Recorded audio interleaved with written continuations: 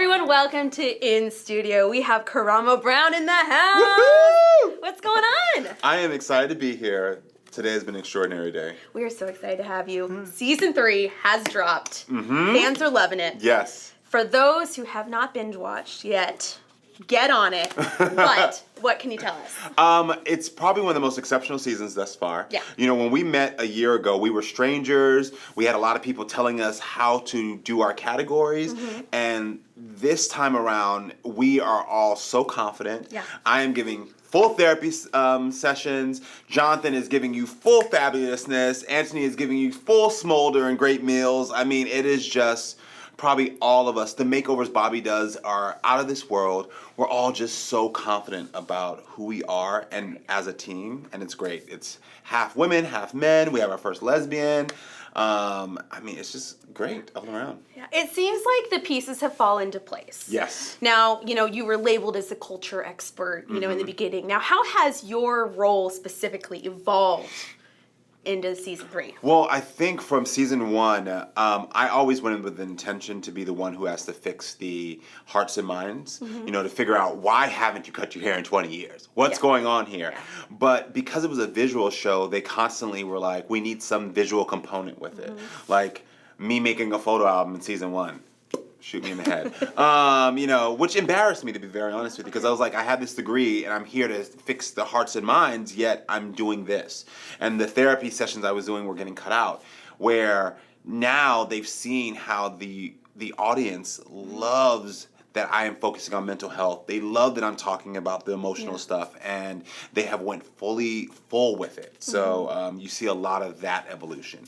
They still won't change the title from culture to life coach or therapist, but I'm working on them. So that's you want life coach or therapist? I am. So that it's like change it, but I think they will never change that. Now a lot of people don't know is you have a background in Yes. social work and therapy, and this is just what you do. Yes, I was a licensed social worker and psychotherapist for 12 years before getting into television. Wow. And so me helping people to get to their emotional core is not just for TV, it's something that I enjoy doing, that I'm trained to do. And that's why I feel our heroes are able to have long-lasting transformation, because I love what my brothers do. I mean, I could never cut someone's hair or change their home. Right. But I know that what I'm doing is a key element, because once you figure out why you haven't been able to change and you heal from that is when you're able to continue that change. Yeah. How much time do you get to sit down and spend with the heroes? Because there's 5 of you guys, and you guys aren't there for very long. How long do you have the heroes for? How long is that transformation? We have the heroes for 4 days. I spend the most amount of time with them. Okay. Bobby spends the least amount of time with them. And the reason I spend the most amount of time is because, and this doesn't make the camera, is because I have to figure out what their emotional issues are. The producers are really good with giving us information, but we have to dig. And so for me to figure out what happened 15 years ago, I just can't ask you that in a conversation. It can't be like, hey girl, so tell me about 15 years ago. Yeah. People will like clam off. So that's why a lot of times you see me in car rides with people, because it's my way of sitting them down, quiet one-on-one, and getting them to open. So I drive them a lot to meet with the other guys so I can get more information and dig more stuff out of them. Are the cameras always on when you're talking to them? 100% always on. Always on. Yeah, always. And mics are always on. And they let the heroes know, so that way they, in case they drop a jewel, that it doesn't get left on the cutting room floor because no one heard it. Yeah. I was in my research, I was reading that you had said something about we're always so quick to talk about fitness, but not mental health. Yes. It's one of my missions is that we talk about our mental fitness or our mental health the same way we talk about our physical health. Because we are all so happy to talk about, hey, I'm on a new diet. Yeah. Hey, I'm going to the gym twice a week. Yeah. Oh my gosh, I'm jogging now, I'm hiking. But yet we will never talk about when we're feeling anxiety, when we're feeling sad, or when someone is on a journey of healing, we don't give them the space to heal for longer. So like if someone has been in a relationship for 2 years and they break up, it's like after 2 weeks, we're like, oh, they're still talking about it. Yeah. And I'm like, if someone broke their leg and were rehabilitating, you wouldn't be annoyed that they were still limping. Right. You would be like, you can do it, you can get better, you'll be walking and running soon. And I don't know why we don't give people that same ability and permission to talk about their mental health in the same way. And so I'm in a space to encourage that. Talk about your feelings.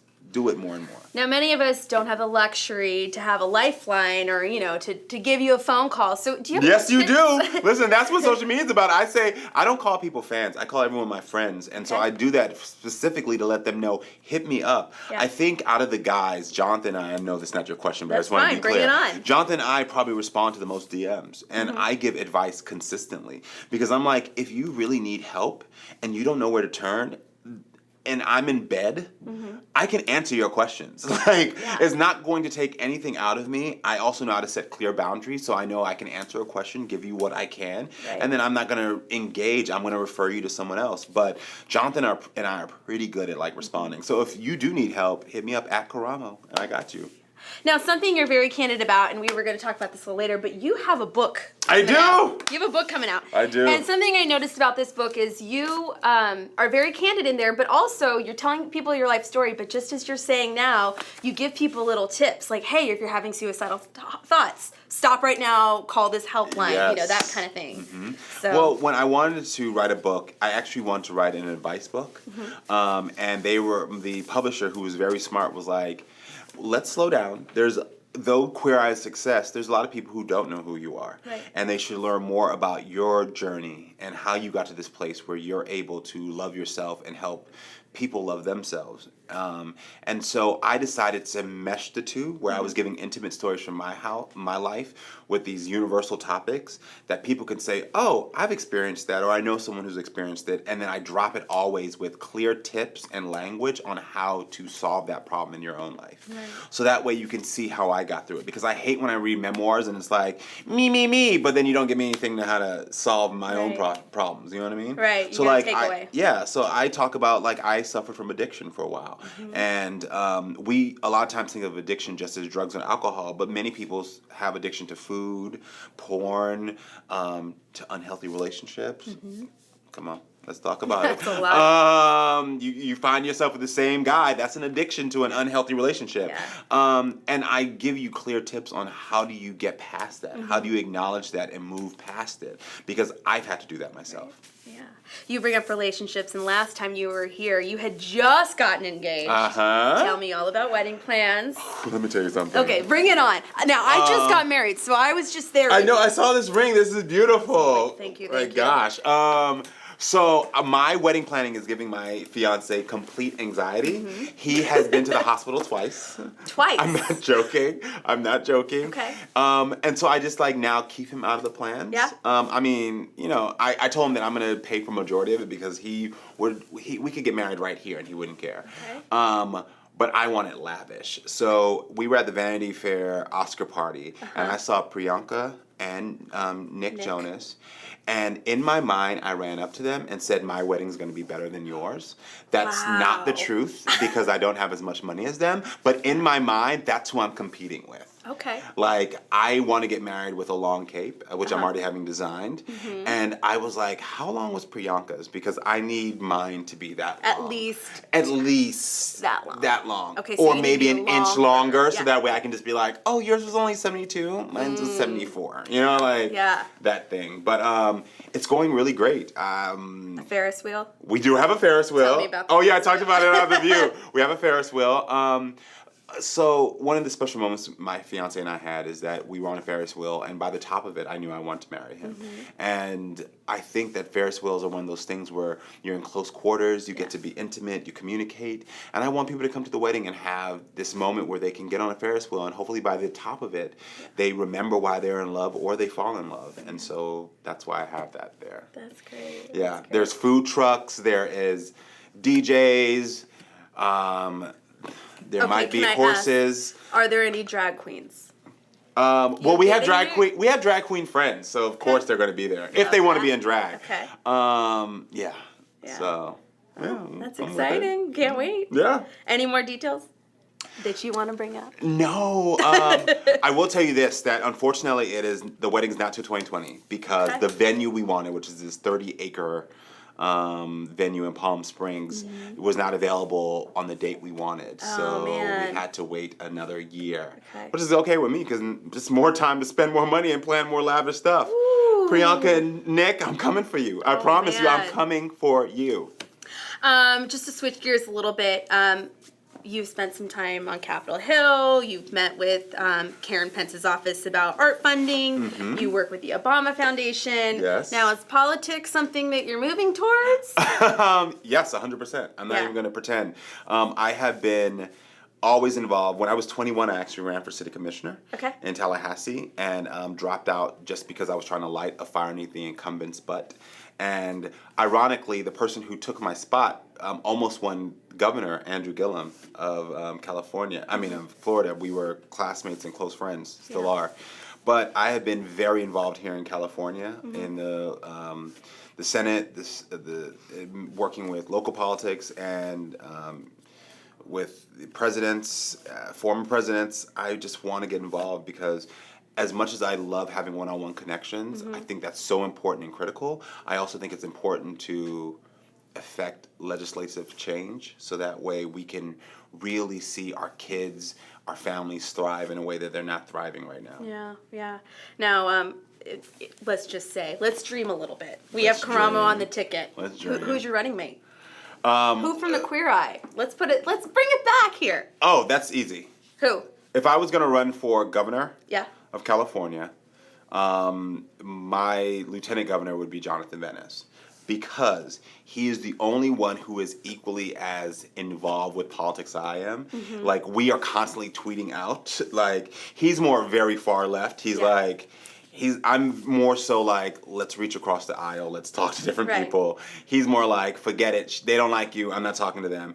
And I think you need that sternness alongside with my ability to sort of reach out and talk to anyone. Yeah. The other guys I wouldn't. First of all, 2 of them are not even American citizens, so they're not going. So they're out. And then Bobby, I feel like there would be a scandal that would happen if Bobby got into my... No, I'm joking. I'm just joking. I love my Bobby. Speaking of your Queer Eye castmates, Anthony was just here. And he kind of spilled the beans about your diet. And so he kind of You got me Gummy Bears? Oh my God! Gummy Bears. Apparently... Oh my God, you got me a go! How did I not see this? My book was hiding it. Okay. Hiding it. Oh my God, these are my favorite treats. I heard that's your breakfast. This is my breakfast. And you would wonder, how do I still have a six-pack? I would love to know how you pull that off. Genetics, because literally, I love gummy bears and soda. I should have no teeth. That's how much I eat these. This is my... Oh, sweet Anthony. This is a sweet thing. If you could make over any current star and give them the whole Queer Eye treatment, who would you pick? Ooh, I think we all have agreed on our generic answer. So if you ask these guys that, it'd probably be like Peter Griffin. Okay. From Family Guy. Okay. Or Homer Simpson, Yeah.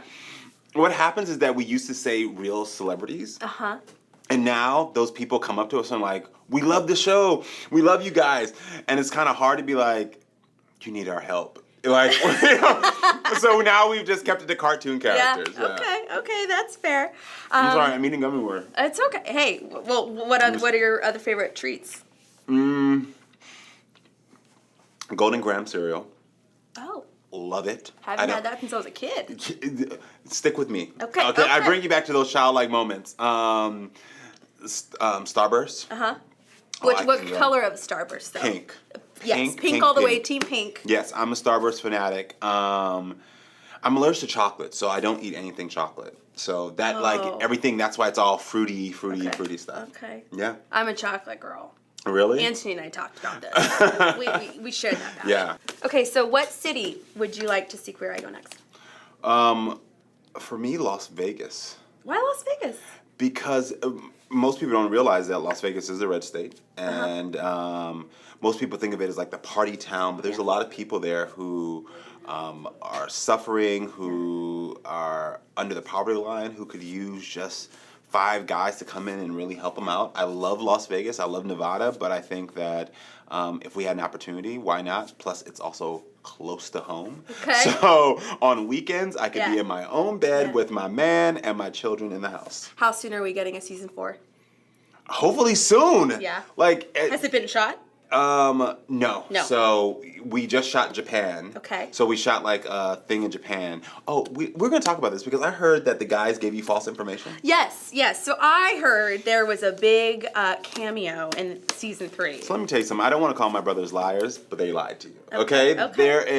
They said Harry Styles. No, they didn't tell me Okay. Harry Styles. You were assuming. I was assuming because everything you read on the internet is true. Yes. And I saw some Instagram stories. So Bobby and I hung out with Harry in Japan. Yeah. Really phenomenal guy. I didn't know how phenomenal until hanging with him. Okay. But there are no big surprises like that in season 3.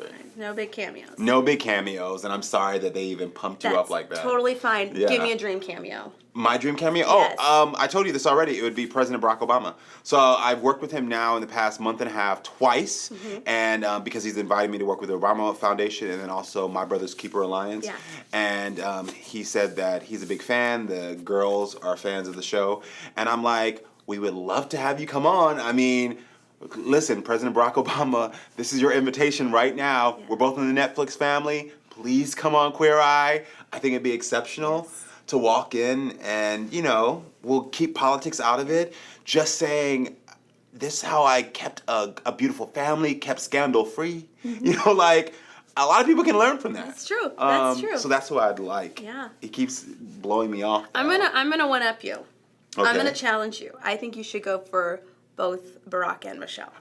Listen, we can have the whole family. Sasha, Malia, bring it on. Bo. I mean, let's bring the entire family on because I think that it's just a great representation of what is possible when you actually live good, when you're honest.